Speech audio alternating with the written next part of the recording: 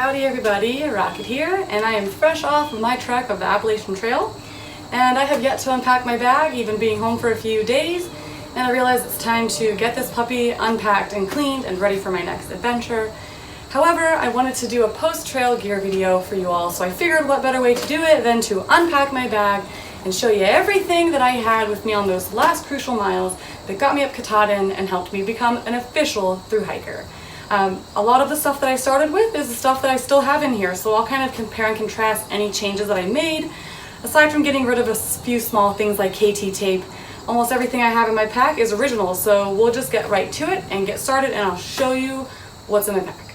I guess I can start with my Fanny Pack. So I picked this guy up in Gatlinburg. My friends at Dutch Wear Gear sent it to me, and I wore it every single day from the day I got it. It housed my snacks, my debit card, my emergency things, my knife, my headphones, my cell phone. I wore this all day, every day, in town, off trail, on trail. Was so useful and was so great that I never had to worry about where all my stuff was.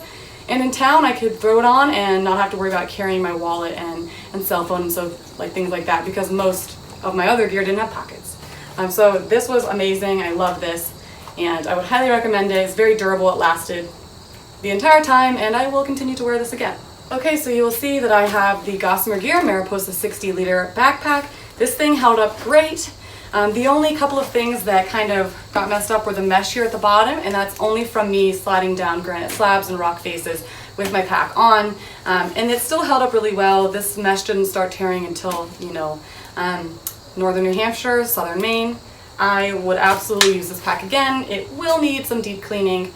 Other than that, the pack held up almost completely perfect. I think I made out great with my choice for the Gossamer Gear Mariposa 60. So let's just start unpacking. I have my Black Diamond trekking poles that were great. These were very popular on the AT this year, and I will use them forever. We'll just stay on the outside of the pack here. I did end up picking up the Gossamer Gear Chrome Umbrella.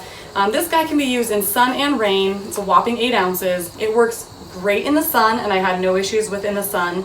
However, for me, it wasn't as useful because I do use both trekking poles in the rain, especially on climbs and descents. But I still would recommend this. Also, it was great to use in towns on rain days, because who doesn't like a good zero when it's pouring rain? Then I have my Gossamer Gear, the One tent. I freaking love this tent. Super light, it was very spacious, a lot of headroom. I love this. It stayed dry, it stayed sturdy, it was great. Once I learned how to set this thing up well, and I learned how to pitch it right, this thing was unstoppable. So I would absolutely recommend this. I'm a lifelong customer of Gossamer Gear because of this tent. What I didn't have in the beginning that I do now have is a ground sheet. So this just looks like a piece of saran wrap, and it is a piece of polycro or polycryo that Gossamer Gear sent me as a ground sheet because I wasn't using a ground sheet. So this thing is super light and super affordable. It's just all wadded up right now, but it folds out to become this really big and thin and light piece of polycryo, I don't know. And yeah, I absolutely will continue to use a ground sheet or cloth of some sort. On this pocket, I have my water bottles. I have my Sawyer Squeeze on one, and I would use my Sawyer squeeze into my clean bottle, drink out of my clean bottle, drink out of my dirty bottle. It was very easy. I absolutely would recommend the Sawyer Squeeze. Love this thing. Don't forget to back flush it. The flow rate will slow over time. But there's my bottles. On this side pocket, I have 2 small bottles of DEET because you will not catch me in the forest without DEET. I am a mosquito magnet. DEET saved my sanity in so many situations, and I would absolutely recommend some type of bug repellent if you're one of those people that is a bug or mosquito magnet. I also have a bottle of hand sanitizer in the upper pocket. So then we're getting into the mesh here. On the front here is my urine rag. Kept it over here on the front so I wouldn't get it confused with my sweat towel, which was on the shoulder strap of the pack. So I have 2 towels, one for sweat, one for pee. You don't want to get those confused. Also, since I'm wearing my Crocs, I could explain that I wore my Crocs on the front of my pack, just like this, tucked into the straps with a carabiner, and made it very easy to when we were fording rivers, so on and so forth. But since I'm currently wearing my Crocs, they're not in the pack, but they were every day.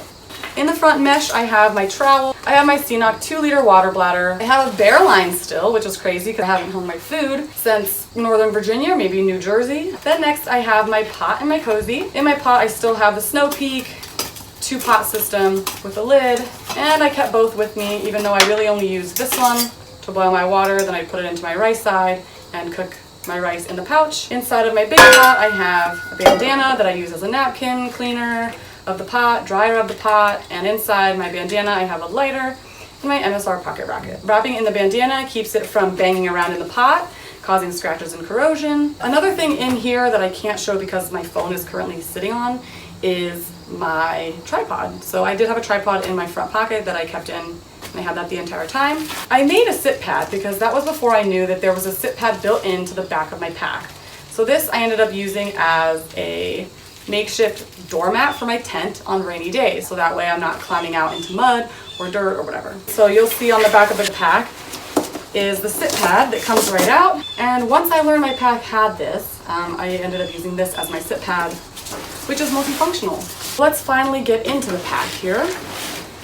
In the top flap there is a zipper compartment that I kept a couple small things like vitamin I, toilet papel, baby wipes. I did not leave town without these guys. I was baby wipe bathing every single night. You can give yourself a bath every night and make yourself kind of feel like a human still every once in a while. Okay, and now we're finally getting into the pack. So this is exactly how I had my pack configured. I'll show you how I had everything stacked. You may not agree with it, but it worked great for me and I'll stick to it. On top was my food bag, which is empty because I'm no longer on the trail. I ate all my snacks. Inside my food bag was all of my food, my toothbrush, and my toothpaste. I just kept it in there because after dinner, I brushed my teeth before bed and kept everything in one place. Next in my pack is one of my dry bags. My Sea to Summit bags, they lasted over 1,200 miles, not a single hole tear or ever a wet piece of equipment. So I'm very happy with these. So inside this one is kind of my extras bag. It's kind of all of my extra clothing, my journal, my electronics, my hairbrush, all those fun things in here. So we have another Ziploc. It had some melatonin, my hairbrush, some earplugs for those pesky snoring shelter dweller, dirty little tiny spool of Leukotape. And then in here I had tweezers, fingernail clippers, hair ties, and some Q-tips. Then I have my Anchor, which is the 20,100, and I kept the charging cord and my cell phone charger in here as well, so that way it was all in one place. And this little guy never died, and I never ever didn't have power on my cell phone. So then inside I have my Puffy, which is the Montbell Anorak Down. This thing is a whopping 6 ounces. It has 900 FPS. This thing was so warm, so I absolutely loved my Puffy as well, and I would recommend it to anybody. Then I had my sleep socks, extra pair of hiking socks, because on those rainy days, you know, you never wanted to have to put on completely wet socks. Then I have a sleeping tank top. This is just a cotton tank top that I wore for the second half of the journey because I no longer had my 250 weight merino wool sleeping clothes. And I also had these. These are my leggings. I wore them around camp to keep bugs from biting. I wore them in towns. I wore them if it was cold. You never know if you're going to be stranded on a mountain where it gets to 50 degrees, it's pouring rain, and you just need something dry and warm to put on. So I did keep these. Then I have a little buff that I wore, a town romper. So instead of having town clothes or rocking my same hiking clothes, you know, I would wash my clothes in every town. So it was nice to have this little tiny romper that I would wear, very lightweight. It was something nice to have instead of having to wear my hiking gear or some long pants when it's, you know, 90 degrees in the cities. I had an extra pair of underwear. I had a journal and some pens. And last but not least is I packed a bathing suit out once we got into Vermont, just because it was easier than swimming in my underwear and sports bra. And it was great for evenings when you got to camp and you wanted to swim but not have soaking wet hiking clothes the next morning. So that is this dry bag. That's basically all the extras that I had. And then the last bag in my pack is my sleep system. So also I have just freely floating around my pack is my rain shell. This is another Montbell piece of gear that, let's be honest here, rain gear is never going to be completely effective. All rain gear gets wet in one way or another. Either it's soaking through from outside or sweating out from the inside. I guess this helped on cold rainy days give me an extra layer of warmth. It was great against wind. It had some nice pit zips, and this thing comes in at a whopping 5.5 ounces. I also had a hat, shout out Trek hat. I wore this a lot through the mid-Atlantic region when we're not under a lot of tree cover. Now last but not least is my sleep system, another Sea to Summit dry bag. Inside I had my Thermarest inflatable sleeping pad. Then I have my Sea to Summit small pillow, just an inflatable pillow. I love the Sea to Summit pillow. And then last but not least is my Enlightened equipment. I had the Convert, which is a quilt, sleeping bag, and blanket. It has a full zip on it so you can zip it open and use it as a blanket, which I did for almost every single day in the second half of the AT. But this was a great sleeping bag. It was so warm, 20-degree bag. I used the same bag for the entire trail and it held up great. It does smell like shit though, and it will need washed.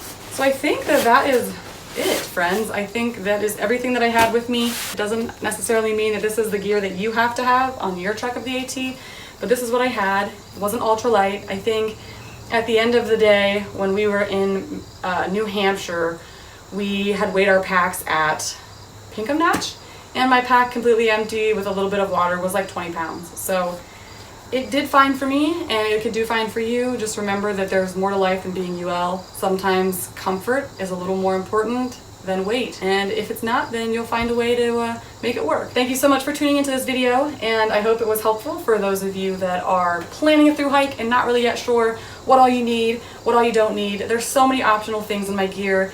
You just have to make the call that's right for you, and always remember, once you're out on trail, you can always buy new things, you can always exchange things out. Nothing is perfect. You'll learn that right off the bat. The weather will change and you'll learn to adapt with that weather as well. And for now, that's Rocket signing off.